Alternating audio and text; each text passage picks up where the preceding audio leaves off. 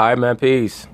So NBA legend LeBron James added another chapter to the book on his career with a game-winning three-point shot last night against the Indiana Pacers to put the Cleveland Cavaliers up 3-2.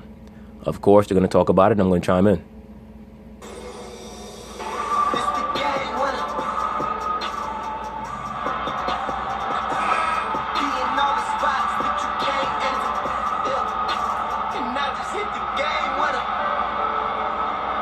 Look at LeBron juiced up ass trying to stand on top of the scorer's table like he just won a championship. I think the brother said to himself, I better do this right now because in a couple of months, I'm not going to be able to stand on the scorer's table. LeBron being LeBron, the king saying after the game that as a kid he had those 3-2-1 moments. Last night was one of those moments, treating fans to a 44-point night, highlighted by the shot that will be played over and over and over again. But it wasn't just the final seconds of the game that James dominated. Let's break it down for you. James finished with a game-high 21 drives, 16 more than the next closest player. When he drove the ball and passed, the Cavs went 0 for 3 from the field, but when he drove the ball and kept it, he went 6 for 10 and scored 21 points. James, who shot 73% from the line during the regular season, was also 15 for 15 on free throws. It's his... LeBron James, all jokes aside, was exemplary last night. That was one of his great playoff performances. For my druthers, his greatest playoff performance is still and will always be Game 6 in the 2012 playoffs against the Boston Celtics. But this one was right up there with any other game that he's played in the playoffs in his career, in my view. His most free throw attempts, including his performance against the Detroit Pistons in 2007. In a game without a miss in his career. James finished with 44 points. He now has 21 career 40-point playoff games, breaking a tie with Jerry West for the second most in NBA postseason history. Let's get you back to First Take. Jerry West. So he broke Jerry West's record for 40-point games, or at least he's passed by him. I'm assuming that Jordan is still number one with the most 40-point games in the playoffs. But once again, when I think about LeBron James's career, Jerry West is one of the players who is in the ilk of LeBron James, meaning what? Great statistical performers who oftentimes came up short in the big game. Jerry West, Elgin Baylor, Wilt Chamberlain, even Shaq.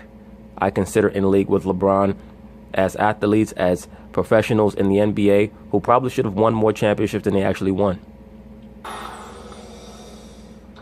LeBron, can we talk about this guy and how he legit just gets better with age, Max? Should we just be saying that it's LeBron? Why are you shaking your head at me? He does not get better with age. You don't think he's getting better? Some that was aspect, clutch. We don't see clutch from him. We saw it from Kyrie Irving, his not him. wisdom and experience is compensating as he gets older.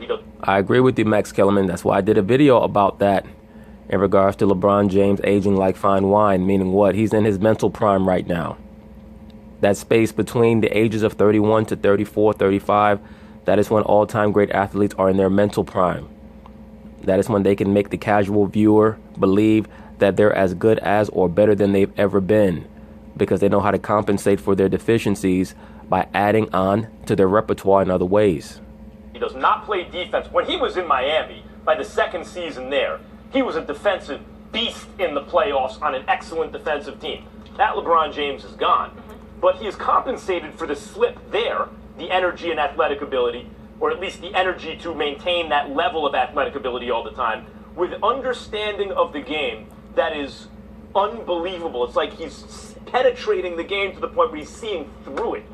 Yes, understanding of the game and also excessive resting and walking while on the floor. Once again, LeBron James rests while on the floor more than any other player in the playoffs, which means what? He's playing the worst defense of any player in the playoffs. He walks 75% of the time. So 3/4 of the time that he's out there on the floor, he's standing around or loafing or pointing, yelling at teammates while the opposing team drives to the basket, unassaulted. He knows what he has to do to get this under-talented group of guys to the next level. And in this case, it was take the last shot. He told them, give me the ball, I'm going to take the last shot. When we were sitting here talking about who do you want taking the last shot with the fate of the universe on the line, Damian Lillard, Kyrie Irving, this one and that one, we didn't mention LeBron. Because he doesn't have that reputation. Because he deferred to Kyrie Irving, who really is that kind of animal. He's built that way. LeBron James is not built as a pure scorer. That's a bit of an hyperbole, but that will oftentimes be the sentiment that's put forth by the liberal sports media in regards to LeBron James, because they try to craft him as this magnanimous individual, and that evaluation of him trickles down into what they state about him on the court, which is that he passes so much. In reality, yes, LeBron James can pass, but he doesn't pass as much as they try to act as if he does. Within the LeBron James system, he passes, and if the person that he passes to cannot make an immediate shot, particularly a layup, they pretty much have to pass it right back to him so that he can get the shot. You don't just average 27 and a half points a game for your career because you're not a scorer. Not only is LeBron a scorer, he's one of the great scorers in NBA history. But let's not mistake that for thinking that he can't hit the big shot. He has done it many times, and if that ball doesn't go in, they're down 3-2 to the Pacers. Maybe they lose in the first round. Well, actually, the game would still be tied, Max Kellerman, so it would have went into overtime. I think that the Cavaliers would have found a way to win anyway. If not, the referees would have assisted them, just as they did on Oladipo's drive to the basket. But to be quite frank with you, the last thing that the Indiana Pacers should be thinking about is a goaltend, because Oladipo has not been good the last two games. So if they lose this series, he can look at himself, because games 4 and 5 came pretty much down to the last possession, and he has not performed well. Once upon a time, the clutch ship seemed to have sailed when he choked away those 4 fourth quarters in Miami against Dallas. It was over. LeBron's not clutch. It's in his DNA. Let this serve as a lesson. Just because you don't enter the league like MJ or Kobe does not mean you can't get there. Yes, you can grow as a player. There's no doubt about that. LeBron has gotten there. He's the best player in the world. I agree. And we're going to miss him when he's gone. I don't think that we're going to miss him when he's gone. I think that there'll be a short mourning period, but the NBA is in a great place right now. They have great young stars. Anthony Davis, Joel Embiid, Ben Simmons are going to carry the NBA for the next 10 years. You have Steph Curry, Kevin Durant, Russell Westbrook, James Harden, who are going to be carrying it for the next 5 years. They're in a great place. And the best thing about the LeBron James era is that he's not even a champion right now. So you don't have to worry about the traumatic period for the viewing audience when they have to get accustomed to a new champion like they did when Michael Jordan retired. It's just that simple. They looked subpar in the first half. This dude comes out in the second.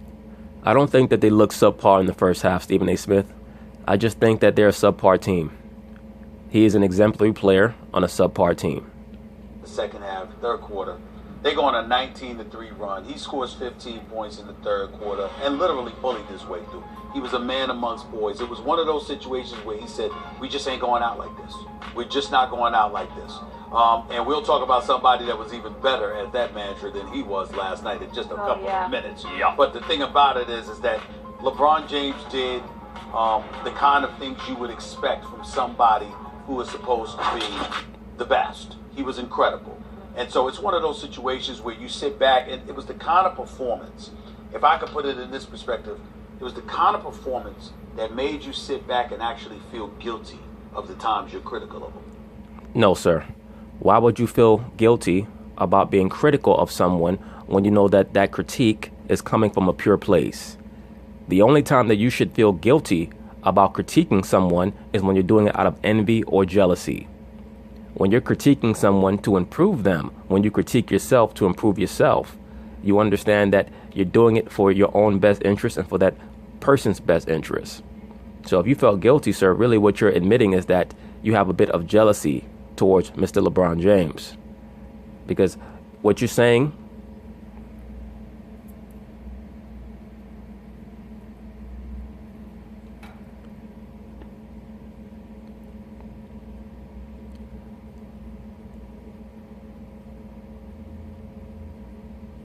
because when you render an evaluation on someone and you're being sincere and you're not being disingenuous, you're doing it for that person's upliftment. When it's a benign motivation, you should never feel guilty about anything. That's how great It was. That's why I laugh at a lot of his clown-ass fanboys that come on my show. I think that you hate LeBron James. I think that you hate LeBron James. Nigga, please. Now go call up your dad if you know what his phone number is and ask him how his day is going. Stop acting like a damn chick. Was. I'm talking about in terms of attitude, not just performance. In terms of, just having one of those moments where you're the best in the world. All right, show it to us. And he said, okay, here it is. Did I think that was a goaltending against Oladipo for the letter of the law? Yes, it was a goaltending. No question about that. Because it touched the backboard first. Me personally, with the mind, seeing it in real speed, real time, I wouldn't have called a goaltending call. Neither would I, to be quite honest with you.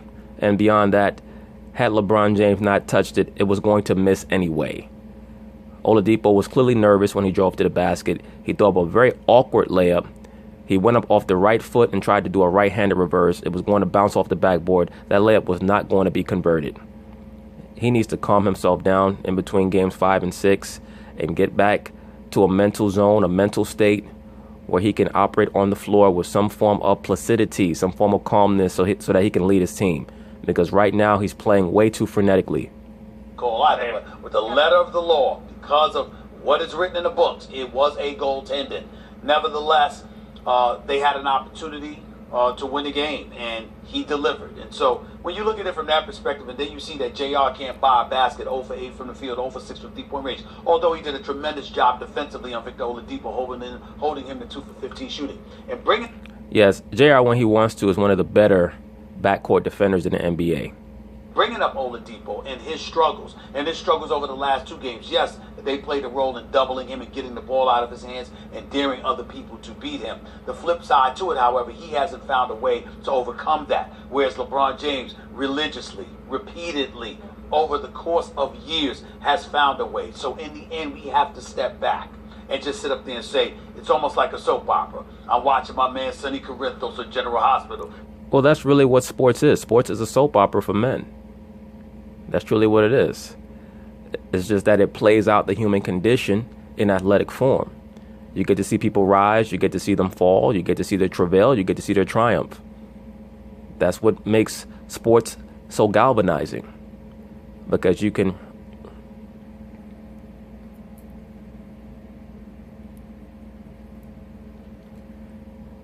truly relate to the various aspects of the human condition that get put on center stage every time you turn on a sporting event. Of course, you're going to have people, all these games are hoaxes. Everything is a hoax. You know what's so funny about those guys? And I tell them this all the time. If everything is a hoax and you already know what the score of the games are going to be because you said everything is rigged and hoaxed by the numbers, how come you guys can't present your betting slips? Because if I knew what the score was going to be, I'd bet on every game. I'd be like Biff from Back to the Future Part 2. I'm still waiting for one of those guys to show me a betting slip or something like that.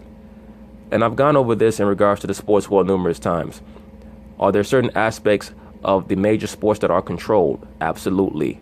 Are there narratives that they want to see come to fruition because it's what's best for that sport, because it's entertainment? Absolutely. Do they try to guide certain teams to championships if they can? Of course. But you know what sports is like? Professional sports is like the movie The Hunger Games. And I've used this analogy before, where they had the children in that wooded area. And of course, they wanted certain contestants to win, but if they didn't win, then you just go with the flow. That's how sports is. And oftentimes, people want to claim that every aspect of everything is a hoax because their own lives are totally disheveled and out of order. And the only way that they can try to formulate or fabricate some type of order in their own life is to act as if everything around them is fake so that they can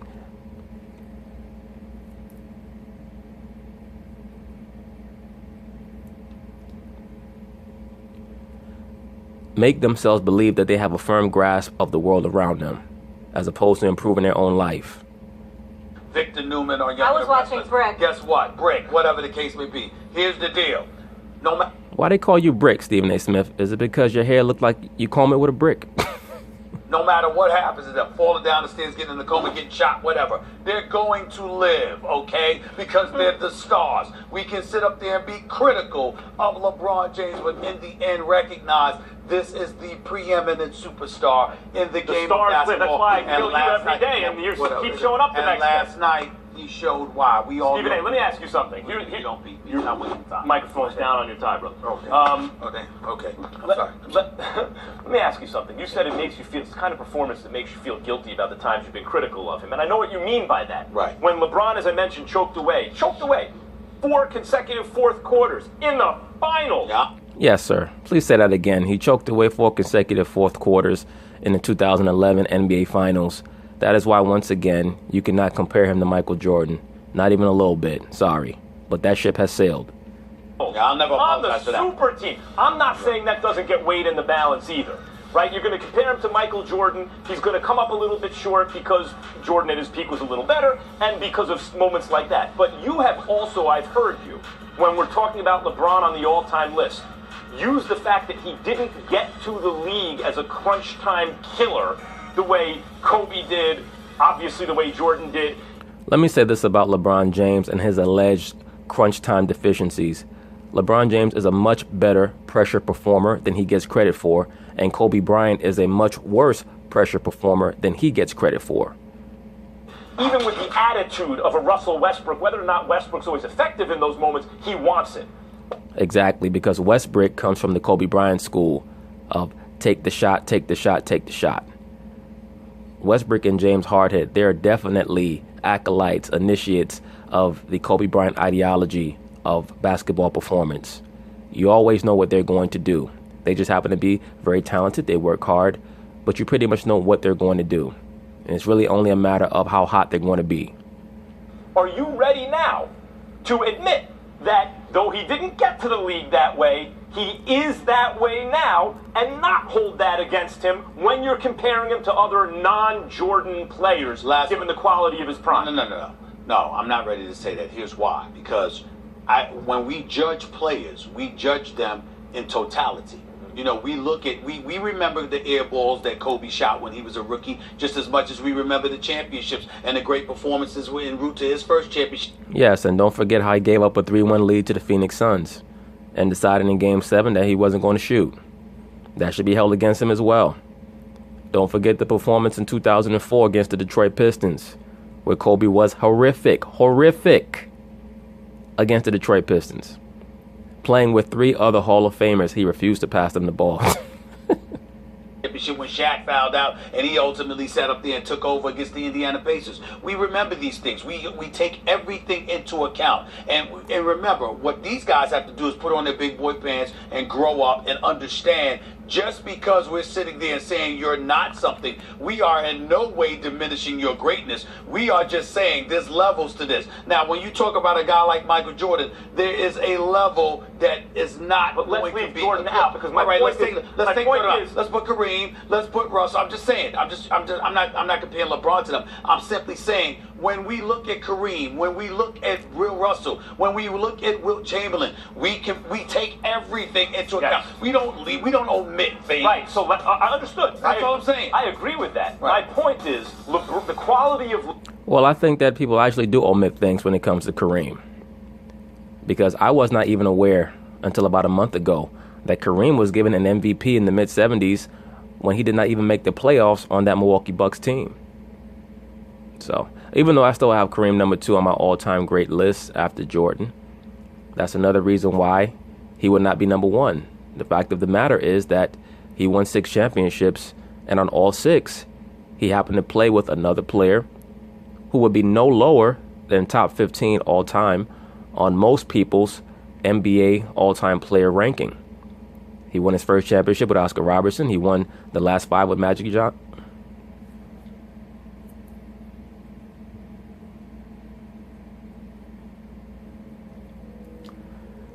He won the first championship with Oscar Robertson, and he won the last 5 with Magic Johnson. So, I mean, those are just facts. LeBron's career, his prime, how long he's sustained this level of excellence, the whole thing, other than Michael Jordan, I don't know that finals against Dallas is, in fact, I'm saying it's not, is enough to keep him below anyone in the modern era other than maybe Kareem. Jordan and Kareem. I put LeBron right now, today, ahead of everyone else. Magic, Bird, I can agree with Kobe, that. I can agree Shaq, with that. I can agree. No, I disagree with that. I would have LeBron once again He's after Magic. He's after Bird. He's after Russell. He's after Abdul-Jabbar. And he's after Michael Jordan. That's where he is. He's number 6. Now, if LeBron were to win another championship, I would put him automatically above Larry Bird, and I would probably consider putting him above Magic, particularly due to the fact that all 5 of Magic Johnson's championships came with Kareem Abdul-Jabbar as his center. Now, to give Magic a little bit more credit, he was able to win his first championship in Game 6 with Kareem Abdul-Jabbar out, and he was able to get to the finals in 1991 with Vlade Divac at center. So once again, that's why I have Magic where I have him. He's at number 4. I don't really see me moving him from that spot because I don't see LeBron James winning another championship. But if he does, I would have to consider moving Magic down to 5 and putting LeBron at 4. Because I think that LeBron's 4 championships, if he can get a 4th one, would outweigh Magic's 5, just because LeBron has never played with another top 5 all-time great player. I agree with that, but what you don't have to deal with, and people like myself do have to deal with, we have folks in LeBron's camp who try to act like he should be put above Jordan and Kareem. And so that's where the arguments come in. When you make it like that, sure. But when you start saying, well, you know better than Jordan or better than Kareem, by the way, the all-time leading scorer, a 6-time champion, a 19-time right all-star. There with Kareem. No, wait a minute. With the greatest, the only person, not just the greatest, the only person in the history of basketball with an unstoppable move.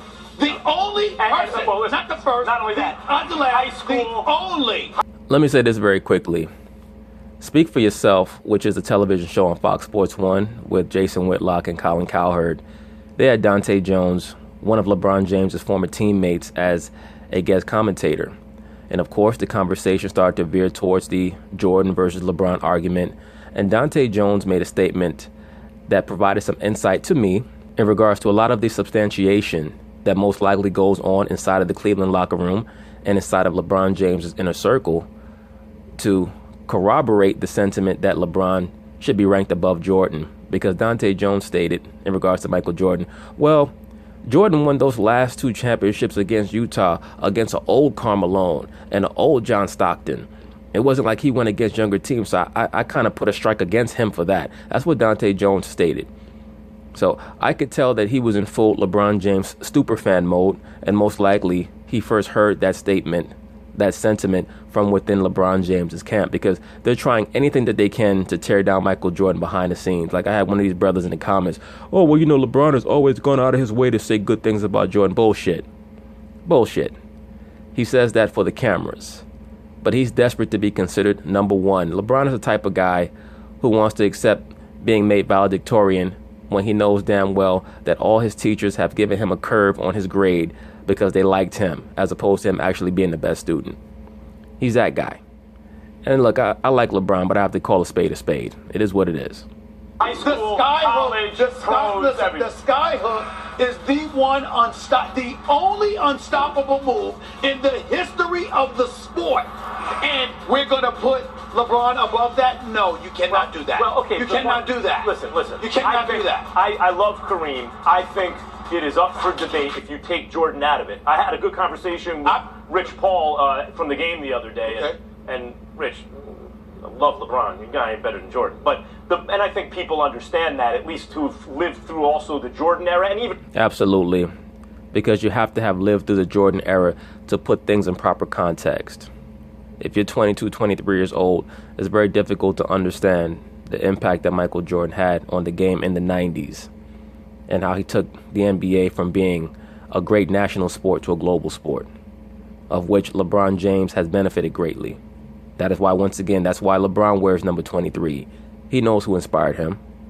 And even who just look at the analytics and all that stuff. Or at least that's one of the reasons why he wears 23. Who knows? There may be some other reasons.